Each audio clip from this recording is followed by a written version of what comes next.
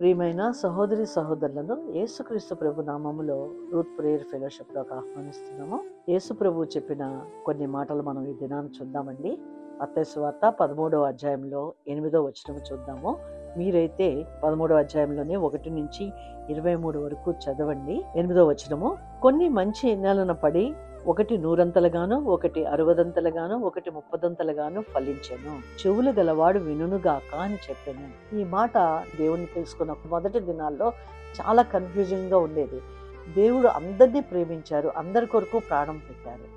ఒకరు 100 ఫలించడం ఏంటి, 60 ఫలించడం ఏంటి, ఇదేమిటి ప్రభువా అని దేవుడిని ఎప్పుడూ అడుగుతూ ఉండేదాన్ని. ఈ దినమున మీతోనూ నాతోనూ కూడా దేవుడు అందు గురించే మాట్లాడుతున్నారు. ఈ వాక్యం చదువుతూ ఉండగా తిరిగి మరల నాకు ఆ పాత ఆలోచనలు వచ్చినప్పుడు దేవుడిని అడుగుతూ ఉన్నాను. ప్రభువా, అందరూ ఆశీర్వదించబడాలి కదా, నువ్వు పక్షపాతం లేని దేవుడువు కదా, ఆశీర్వదించే దేవుడువు కదా అని అడుగుతూ ఉండగా దేవుడు చెప్పిన వచనాలండి. అదే మీ ముందుకు తీసుకురావాలని నేను ఇష్టపడుతున్నాను. వారి చెవులు వినుటకు మందములైనవి, వారి తమ కన్నులు మూసుకొని ఉన్నారు కనుక మీరు వినుట మట్టుకు విందురు కానీ గ్రహింపరు, చూచుట మట్టుకు చూతురు కానీ ఎంత మాత్రమునో తెలుసుకొనరు అని యెషయా చెప్పిన ప్రవచనము వేరే విషయమై నెరవేరుచున్నది. అనగా యెషయా ప్రవక్త యేసు ప్రభు రావటానికి 600 సంవత్సరాలకి ముందునే యేసు ప్రభు వస్తారని, ఆయన చేయబోయే పనిని గురించి, ఆయన జన్మించటం మొదలుకొని శిలువ మరణం వరకు కూడా వ్రాయబడి ఉంది. కనుకనే ఆ వచనాల్లో ఒక వచనంని దేవుడు మరలా అక్కడ వ్రాయించారండి. అందులో కన్నులు మూసుకొని ఉన్నాయంటున్నారు, చెవులు మందములైనవి అంటున్నారు. అనగా వాక్యం వింటారు, వాక్యం ధ్యానిస్తారు, చదువుతారు, కానీ వారి హృదయములోకి వెళ్ళనివ్వరు.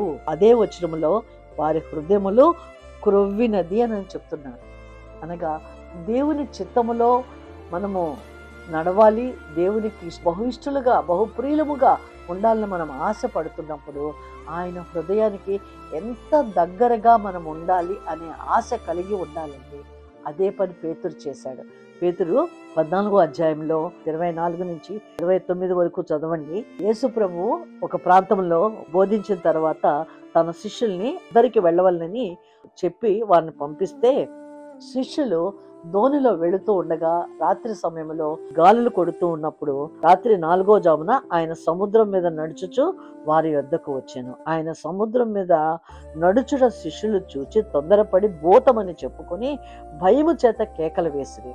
వెంటనే యేసు ధైర్యము తెచ్చుకొనిడి, నేనే, భయపడుకుడని వారితో చెప్పగా, పేతురు చెప్తున్నాడు కదా, ప్రభువా నీవే అయితే నీళ్ల మీద నడిచి నీ యొద్దకు వచ్చుటకు నాకు సెలవిమ్మని ఆయనతో అనెను. ఆయన రమ్మనగానే పేతురు దోణి దిగి యేసునొద్దకు వెళ్ళుటకు నీళ్ల మీద నడిచెను, కానీ గాలిని చూచి భయపడి మునిగిపోసాగి ప్రభువా నన్ను రక్షింపమని కేకలు వేశాను. వెంటనే యేసు చెయ్యి చాప అతన్ని పట్టుకుని, అల్పవిశ్వాసి, ఎందుకు సందేహపడుతువని అతనితో చెప్పాను. ఆ తర్వాత ఇద్దరు కూడా ధోనిలో ఎక్కినప్పుడు గాలి అణిగిపోయింది. ఈ వచనంలో మనం గ్రహించవలసింది ఏంటంటే, ఈ ధోనిలో 12 మంది శిష్యులు ఉన్నారు. 12 మందిలో మిగతా వారు ఎవ్వరూ అడగల. యేసు ప్రభువు నేనే, భయపడుకోడి అని చెప్పగానే పేతురు, ప్రభువా నీవే అయితే నీళ్ల మీద నడిచి నీ యొద్దకు వచ్చుటకు, ఆయన అడగటంలోని కోరిక చూడండి. ఎలాగో యేసు ప్రభు తమ కొరకే కదా వచ్చారు, తమ దగ్గరికే కదా వస్తారు, కానీ ఇతను ఇంతలోనే నేను తొందరగా నా దేవుడి దగ్గరికి వెళ్ళాలి అని హృదయము కలిగి ఉన్నాడు. యేసు ప్రభువుతో సాంగత్యము కలిగి ఎల్లప్పుడూ కూడా ఉండాలని ఆశపడుతూ ఉండేవాడు. అలాగున మనము కూడా ఆశపడాలి. ఈ రోజుల్లో మనం ఆశపడటం అంటే, మనం ఆయనతోటి సహవాసం చేయటం అంటే ఆయన చెప్పిన పని చేయటమే. మత్తయి సువార్తలో 28వ అధ్యాయంలో 18 నుంచి 20 వరకు ఉన్నటువంటి గ్రేట్ కమిషన్ ని మనము అనుసరించటమేనండి. ఇంకొక దగ్గర కూడా పేతురు గురించి మనం వచనంలోకి వెళ్దాము. యేసు ప్రభు 16వ అధ్యాయంలో 13వ వచనంలో అడుగుతున్నారు కదా, మనుష్య కుమారుని గురించి ఈ ప్రజలు ఏమనుకుంటున్నారు అన్నప్పుడు మిగతా శిష్యులందరూ ఒక్కొక్కరు ఒక్కొక్క సమాధానం చెప్పారు. ఏలియా అనుకుంటున్నారని, బాప్తిజం ఇచ్చే యోహాను అనుకుంటున్నారని చెప్తే పేతురు ఏం చెప్తున్నాడో చూడండి. 16వ వచనంలో, నీవు సజీవుడవు దేవుని కుమారుడువైన క్రీస్తువని చెప్పాను. అందుకు యేసు, సీమోను బరియోనా, నీవు ధన్యుడవు, పరలోకమందున్న నా తండ్రి ఈ సంగతి నీకు బయలుపరచనే కానీ నరులు నీకు బయలుపరచలేదు. చూడండి ఎంత చక్కగా దేవుడు చెప్తున్నారు.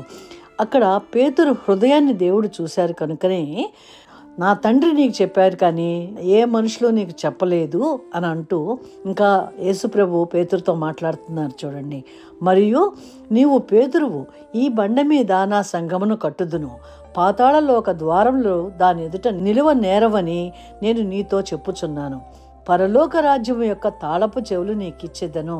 చూసాం కదండి, యేసు ప్రభు ఎంత గొప్పగా పేతురు హృదయాన్ని చూశారు, తండ్రి చూశారు కనుకుని ఈ బండ మీద, పేతురు అంటే బండ అని అర్థము, నా సంఘమును కట్టుదును, పాతాళలోక ద్వారములు దాన్ని ఎదుట నిలవనేరవని మరి దేవుడు చెబుతున్నారండి. అంతేకాదు కానీ పరలోక రాజ్యం యొక్క తాళపు చెవులు నీకిచ్చేదను. నీవు భూలోకమందు దేనిని బంధించుదువో అది పరలోకమందు బంధింపబడును, భూలోకమందు దేనిని విప్పుదువో అది పరలోకమందును విప్పబడునని అతనితో చెప్పెను. యేసు ప్రభువు పేతురుతో మాట్లాడిన విధముగానే సంఘము కూడా మొదట పేతురు యొక్క అనుభవం నుంచే సంఘము ఉద్భవించిందండి. పెంతెకోస్తు దినమున అతని యొక్క అనుభవం నుంచి మొదటి దినమున 3,000 మంది రక్షణ పొందారు. అలాగున మనము కూడా పేతురు వంటి హృదయము కలిగి ఉన్నట్లయితే మన ద్వారా అనేక మంది రక్షణ పొందుతారు. మన ద్వారా తన సంఘమును విస్తరిస్తారు. నశించిపోతున్న ఆత్మలను విడిపించడానికి ఆయన సిద్ధముగా ఉన్నారు.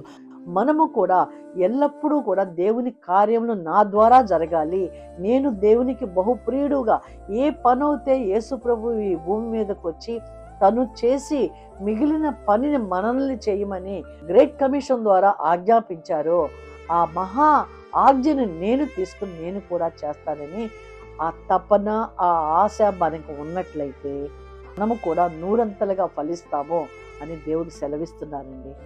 అలాంటప్పుడు ఏ విధంగా యేసు ప్రభువుని వెతకాలో ఇక్కడ యిర్మీయాలో రాయబడి ఉందండి. మీరు నన్ను వెదికిన ఎడల, పూర్ణ మనస్సుతో నన్ను గూర్చి విచారణ చేయునెడల మీరు నన్ను కనుగొందురు, నన్ను నేను మీకు కనపరుచుకొందును. చూశారు కదండి, ఇదండి మనకి దేవుడు మనతో మాట్లాడుతున్న వాక్యం. ఎంత గొప్పగా దేవుడు చెప్తున్నారండి. మీరు నన్ను వెదికిన ఎడల, పూర్ణ మనస్సుతో నన్ను గూర్చి విచారణ చేయునెడల మీరు నన్ను కనుగొందురు, నేను మీకు కనపరుచుకొందును.